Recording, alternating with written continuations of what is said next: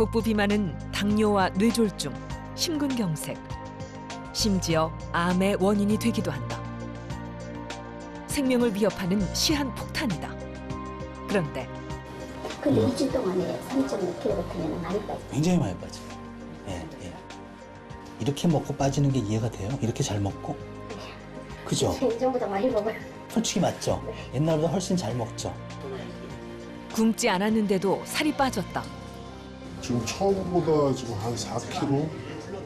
이제 옷도 어느 날 보니 77 사이즈가 또 커지니 66, 55 이렇게 되면서 좀 생각보다 좀 제가 놀랬던 건 되게 간단한 방법으로 체중 감량을 할 수 있다는 사실에 제가 놀랬거든요. 이제 더 이상 배고픈 다이어트를 하지 않아도 된다. 잘 먹으면서도 복부 비만에서 벗어날 수 있는 방법. 과연 그 비결은 무엇일까?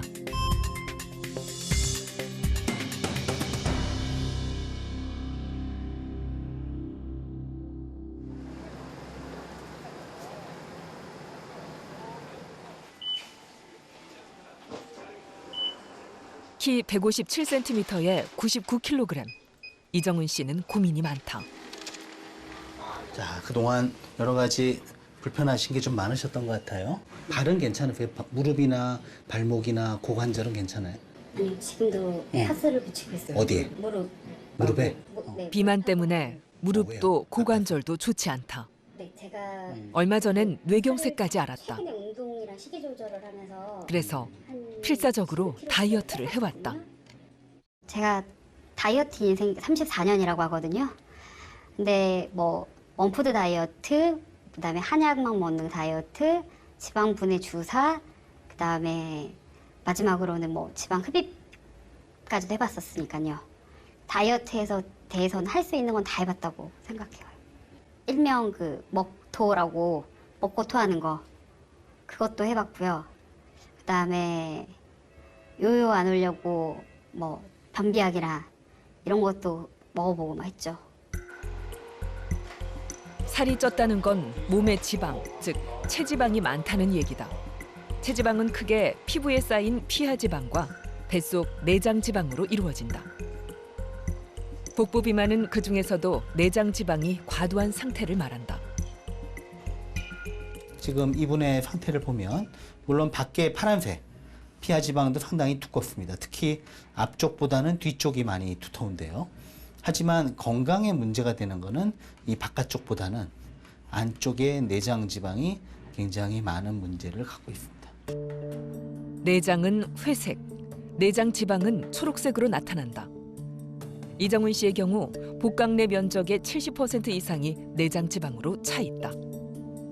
보통 일반적으로는 이 내장지방은 거의 없는 게 정상이고요. 있더라도 면적이 100제곱센티미터가 넘으면 질병의 위험이 높은 거로 돼 있는데 지금 127로 복부 비만, 병적 복부 비만에 해당이 되는 상태입니다. 내장지방으로 인해 생기는 복부 비만. 남녀 각각 허리둘레 90cm, 85cm 이상이면 복부 비만에 해당한다. 그렇다면 복부 비만의 원인인 내장지방은 왜 생기는 걸까? 우리가 먹는 음식물은 포도당의 형태로 바뀌어 우리 몸의 에너지원으로 사용된다.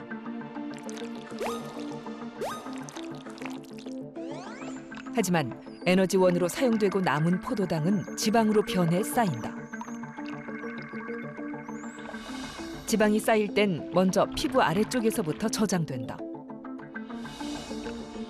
그리고 피하층이 포화 상태가 되면 내장지방의 형태로 내장과 장기 사이에 지방층을 형성한다. 이것이 바로 내장지방인 것이다.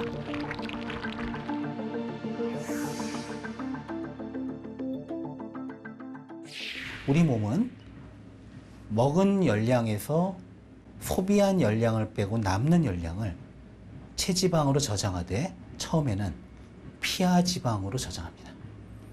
주로 뭐 팔뚝이든 엉덩이, 허벅지 이런 데로 저장이 되는데요. 여기에 저장할 수 있는 체지방의 양은 어느 정도 정해져 있습니다.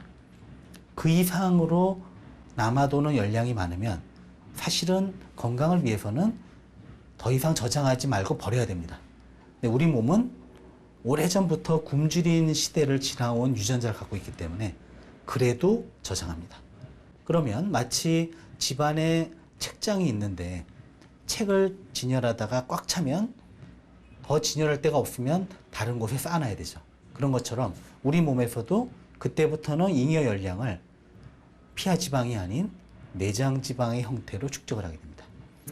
하루에 1,300kg. 그렇다면 이정훈 씨에겐 어떤 문제가 있는 걸까?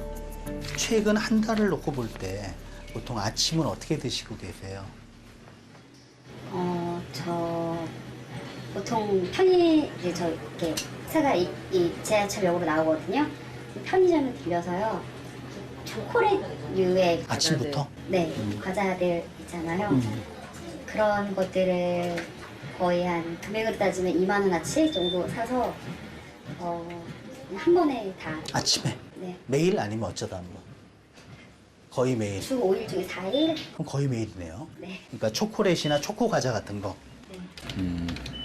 점심은 어떻게 드세요?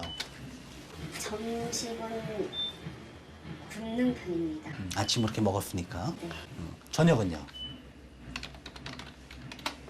저녁은 그냥 간단하게 선식 정도를 먹거나 하고요. 집에서 아니면 직장에서? 집에서요. 선식. 뭐에 타 드세요?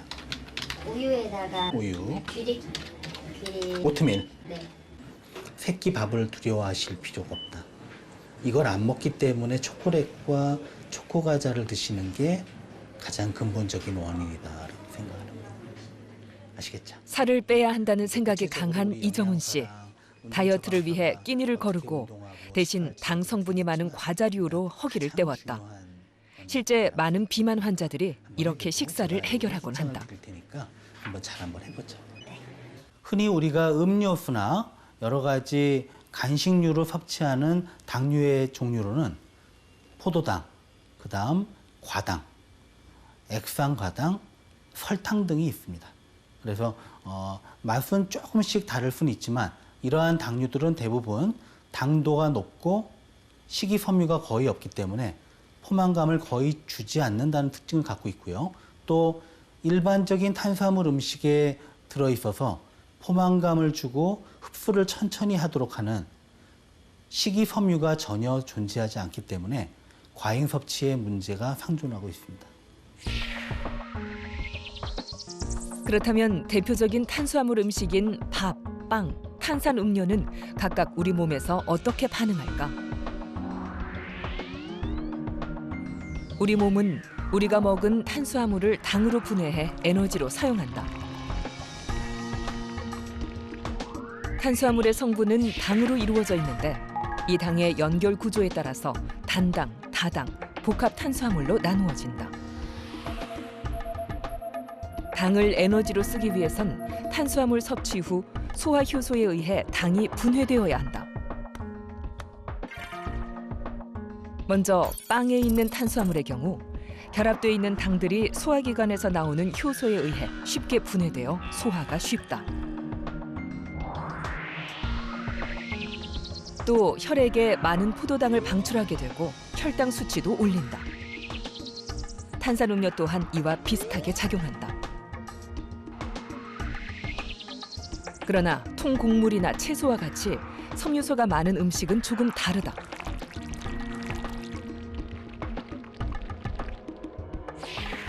탄수화물의 결합 구조가 소화기관의 효소에 의해 쉽게 분해되지 않는다.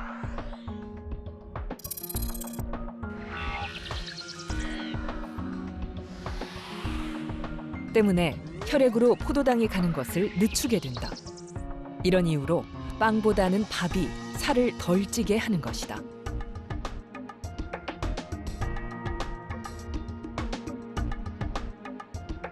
동양에서는 쌀을 비롯한 곡류를 먹을 때 알곡 형태로 먹습니다. 가루를 내서 먹는 경우는 뭐 떡을 만들 때나 아주 제한적인 경우 대부분은 그냥 밥알 그대로 익혀서 먹죠. 반면에 서구 음식으로 밀을 먹을 때는 밀로 먹는 게 아니라 가루로 조리를 합니다. 여기서 문제가 발생하는데요. 밀 가루를 내서 조리를 할 때 흔히 먹는 게 빵을 만들거나 또는 국수를 만들어 먹게 되죠. 이 경우 가루를 만들기 위해서는 곡류에 들어있던 식이섬유를 다 제거해야 됩니다. 그러다 보니까 몸에 좋은 식이섬유는 제거되고 그냥 탄수화물, 가루만 남게 되죠. 또 가루 상태의 탄수화물은 먹었을 때 굉장히 빨리 소화 흡수가 됩니다. 혈당을 쉽게 올려서 체지방으로 갈 확률이 높아진다는 거죠.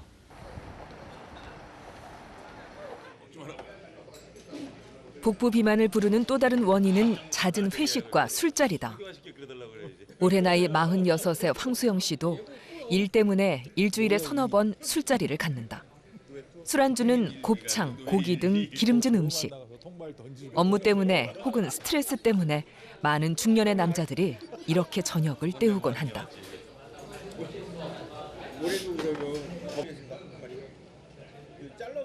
생활이 이렇다 보니 3, 4년 전에 비해 황수영 씨의 체중은 무려 20kg이나 늘었다.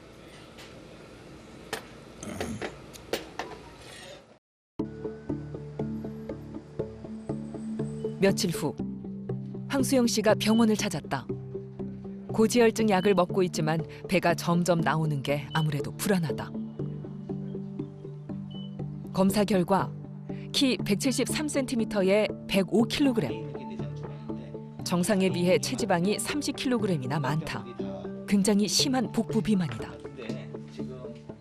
여기가 배꼽이고요. 등이고 옆구리인데 파란색. 피하 지방도 조금 두껍긴 한데 안에 내장 지방 보이세요? 이게 원래 거의 없어야 되는 겁니다. 근데 있더라도 면적이 100이 넘으면 위험한 거로 돼 있거든요. 300이 넘어요. 3배가? 네. 굉장한 위험 신호입니다. 근데 지금대로 방치하면 10년 후에 협심증, 심근경색이 올 수도 있고 뇌경색이 올 수도 있거든요. 예, 10년이면 그렇게 먼 거 아니거든요. 그렇죠. 예, 그렇습니다. 그죠? 예. 어떠세요?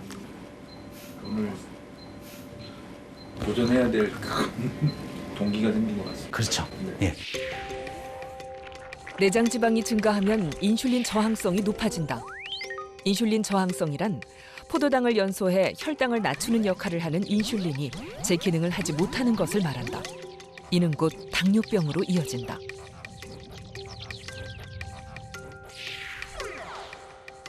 또 내장 지방이 많으면 나쁜 콜레스테롤인 LDL과 중성 지방은 늘고 좋은 콜레스테롤인 HDL은 줄어 고지혈증이 발생한다. 이 상태가 지속되면 치명적인 질병의 하나인 심근경색, 뇌졸중이 생길 수 있다. 뿐만 아니라 암의 원인으로도 작용한다. 과거에는 체지방은 단지 에너지 저장고에 불과하다고 생각을 했습니다. 근데 비만에 대한 연구가 진행이 되면서 이 체지방이 그냥 에너지 저장고로 가만히 있는 그런 기관이 아니라 이 안에서 혈중으로 굉장히 다양한 물질들을 분비하는 것으로 보고되고 있습니다. 이 중에 일부는 아디포카인이라고 얘기를 하고 그 이외에도 여러 가지 혈중 분비 물질을 체지방이 분비를 하는데요. 이 분비되는 여러 가지 물질이 체내 염증을 유발하고 또 동맥경화를 유발하고 여러 가지 대사 이상을 유발하면서 일부 암의 원인으로도 작용하는 것으로 추측하고 있습니다. 내장 지방은 만성 염증 물질과 비만 세포에서 나오는 물질인 아디포카인을 분비해 암 발생률을 높인다. 간암, 신장암, 대장암과 췌장암을 비롯해 유방암, 자궁내막암, 난소암이 생기기도 한다. 우리나라는 아직까지는 간암의 원인 중에 1위가 또 간경화의 원인 중에 1위가 B형간염, C형간염이지만 선진 국가에서는 간경화, 간암의 가장 큰 원인은 비만입니다. 특히나 중년의 남자들은 여자에 비해 복부 비만의 위험이 더 높다. 그 이유는 남성 호르몬 때문이다. 남성 호르몬은 근육을 만드는 역할을 한다. 근육은 당을 소비하는 기능을 하는데 나이가 들면 남성 호르몬이 줄어들고 덩달아 근육도 줄어들기 때문에 체내에 당이 쌓여 비만이 된다.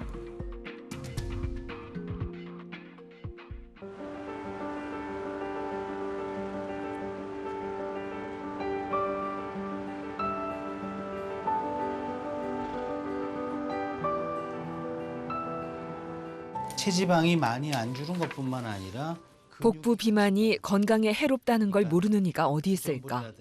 하지만 살을 뺀다는 건 그리 간단한 문제가 아니다. 다시 병원을 찾은 이정훈 씨.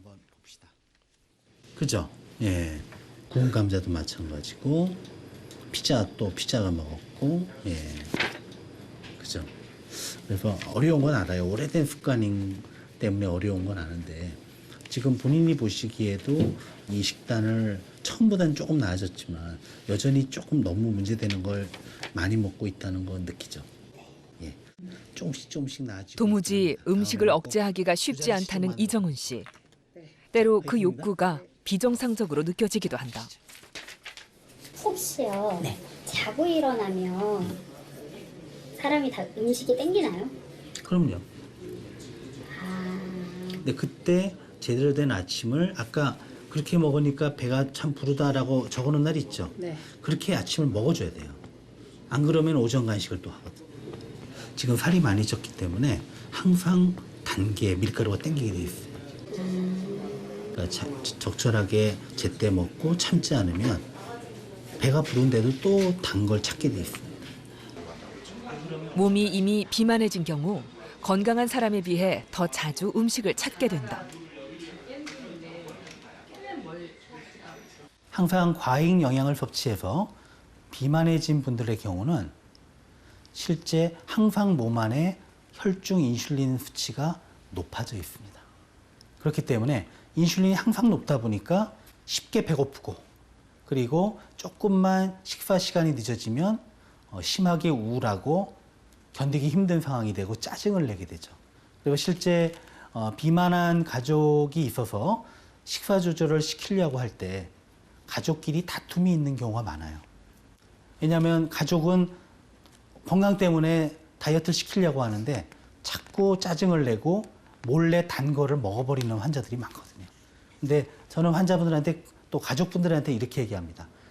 이게 그 환자분이 몰지각해서 또는 자제력이 없어서가 아니라 지금과 같은 비만 상태에서는 인슐린 수치가 혈중에서 높아져 있음으로써 먹는 걸 참는 것이, 공복감을 참는 것이 무척 어려운 상태다라는 설명을 드립니다. 다이어트에 실패하는 또 다른 요인 중 하나는 탄수화물 중독이다. 지적됐던 걸 다시 한번 볼게요. 복부 비만 때문에 20일 전부터 병원 진료를 시작한 이성철 씨. 이런 메뉴들. 콜라는 끊었는데 네. 과자도 통통 먹고. 그래도 한 봉이 아니라 한 조각을 드신 거죠? 네, 좋습니다. 중간에 뭐 꿀빵이나 이런 묵 같은 간식들, 케이크나 라면이나 아이스크림으로 간단히 그런 때우는 이런 식단의 문제들.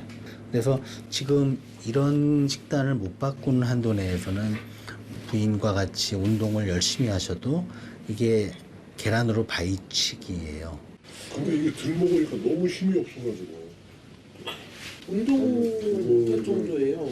지금 부분이 얘기하신 기운이 없다는 게 지금 안 먹어서 쓰러질 정도가 된 게 아니라 그 항상 과잉으로 먹다가 지금은 부족하게 먹어서 체지방이 분해가 되게 하잖아요. 그렇게 되다 보면 기운이 없다는 느낌을 받게 됩니다. 근데 절대로 문제가 되는 거예요. 제가 쓰러지면 책임질게요. 너무 뒤에 다운이 돼가지고 그러니까 그거를 어떻게 하나. 그게 뭐냐면요, 선생님. 탄수화물 중독이신 거예요.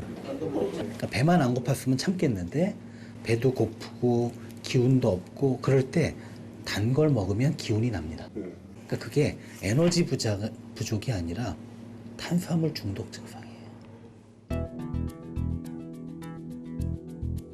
탄수화물은 유달리 중독성이 강하다. 이 때문에 많은 환자들이 다이어트에 실패하곤 한다. 초콜릿이나 단음료 또는 빵 같은 탄수화물을 항상 많이 드시는 분의 경우는 먹었을 때 더 많은 탄수화물을 먹고 싶은 충동을 느낍니다. 그 이유는 단 음식을 많이 먹게 되면 혈당을 조절하기 위해서 체내에서 인슐린이 과도하게 나옵니다. 그 때문에 혈당은 정상으로 유지가 되는데요. 대신에 오히려 공복감과 단 것을 더 먹고 싶은 충동이 생깁니다. 많이 먹어서 그만 먹어야 되는데 인슐린의 작용으로 살은 쪄가면서 단 것을 더 찾게 되는 악순환이 반복이 되는 것입니다.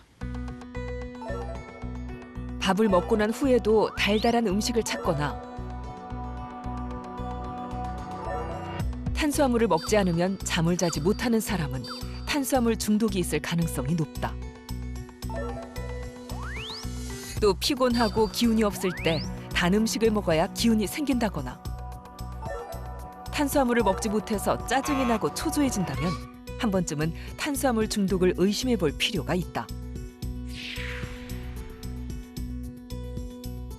이런 경우 탄수화물을 줄이는 것이 쉽진 않다. 하지만 2주 이상만 꾸준히 노력하면 중독으로 인해 나타난 증상은 모두 완화된다.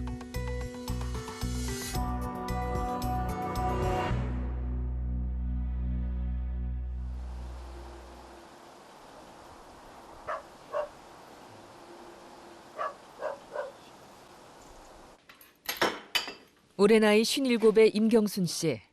자꾸만 늘어나는 허리 사이즈 때문에 고민이다. 국에만 밥과 두세 가지 밑반찬. 특별히 기름진 음식을 먹지도 않고 많이 먹지도 않는다. 단 끼니를 거르지 않는 편이다.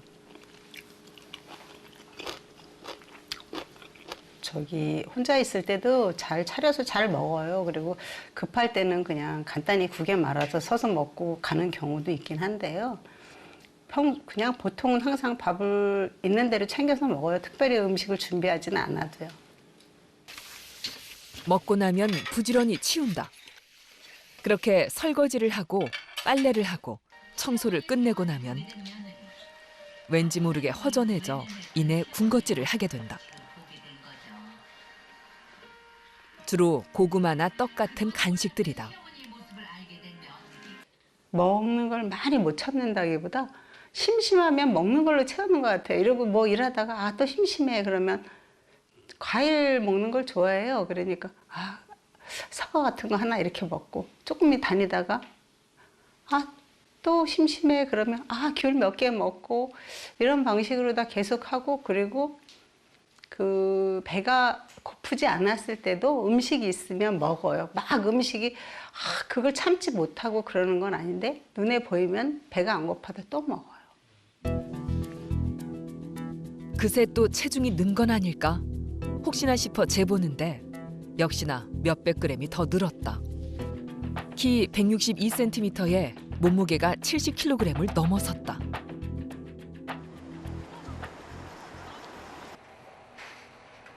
그간 많은 다이어트를 해봤다는 임경순 씨. 다시 한번 다이어트를 시도하기로 했다. 반갑습니다. 네, 제가 지금 좀 전에 보고 깜짝 놀란 게 얼굴을 뵀을 때는 이분이 왜 오셨나 싶었거든요. 그런 얘기 많이 들으시죠? 네, 얼굴을 봐선 비만한지 모르겠는데 실제 내용을 보니까 키 162에 70kg가 좀 넘고요.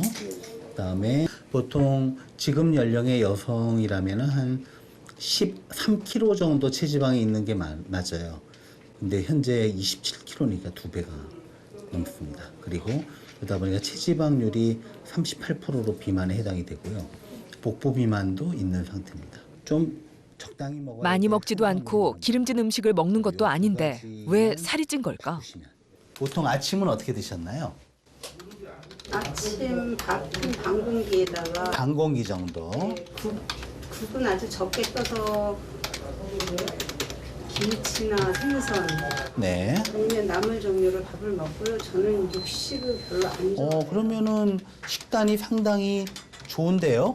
국, 나물, 생선까지 아침을 먹고 밥은 반 공기 정도 드시고. 네, 근데 예. 과일을 좋아해가지고 밥 음. 먹고 난 다음에 네. 귤이나 사과 뭐 이런 걸 굉장히 어느 정도 드시는데요? 하루에 먹는 과일량이 얼마나 되세요? 오전에 사과 하나, 네.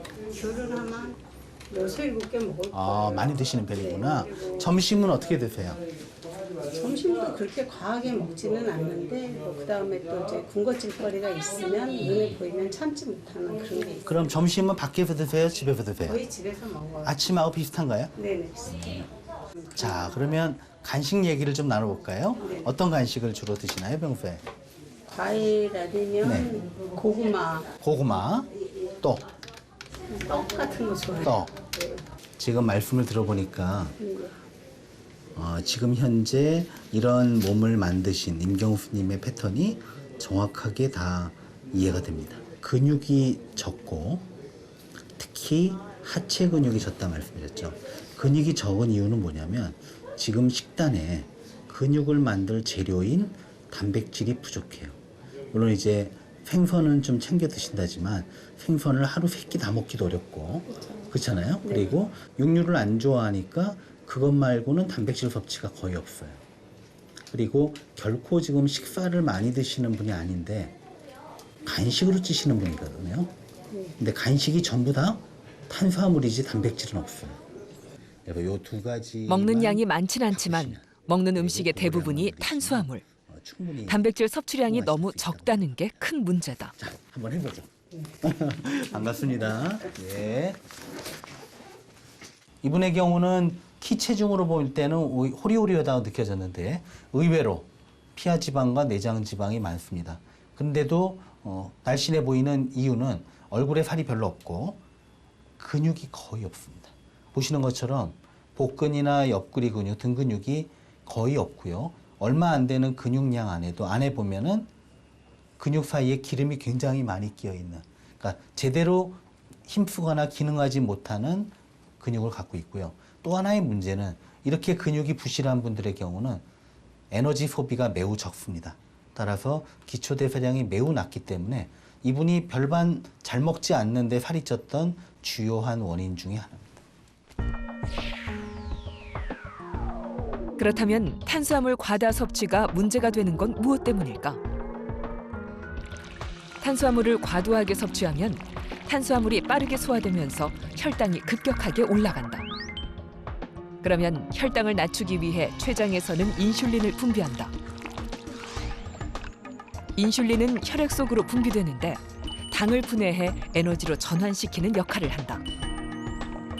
하지만 당이 에너지로 쓰고도 남을 만큼 많아지면 결국 남은 당은 지방으로 저장된다. 때문에 내장 지방이 점점 더 늘어나게 되는 것이다.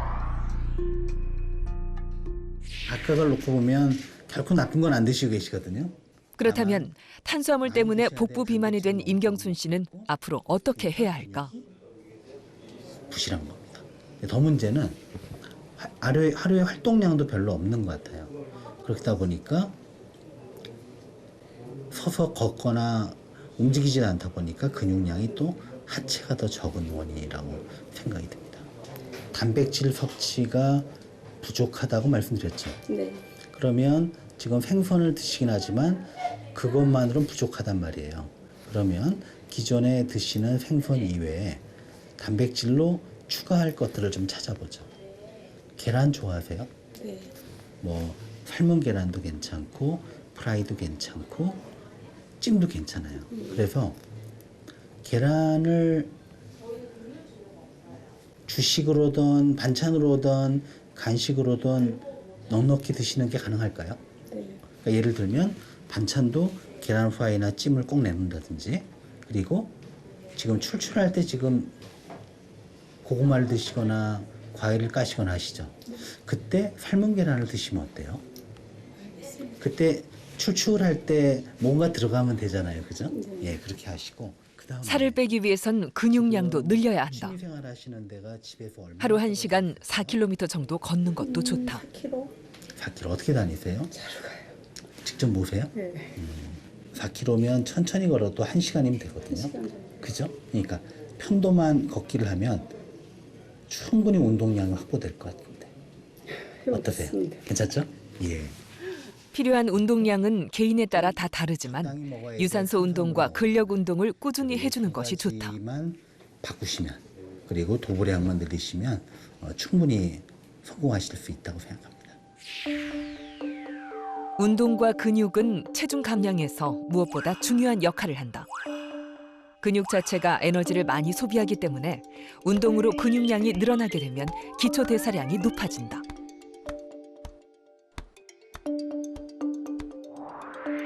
기초 대사량은 수면을 할 때나 몸을 움직이지 않고 있을 때도 스스로 소비하는 칼로리 양을 뜻한다. 운동을 하면 평소보다 에너지를 더 많이 쓰기 때문에 칼로리 소비가 많아진다. 지방이 더 빨리 연소되는 것이다. 만약 근육량이 같은 경우라면 운동을 할 때 체중이 더 많이 나가는 사람에게 무게가 더 많이 실리게 된다. 그래서 칼로리 소모도 더 많아지고 지방도 더 빨리 빠지게 된다. 살찐 사람이 운동의 효과를 더 빨리 볼 수 있는 것이다.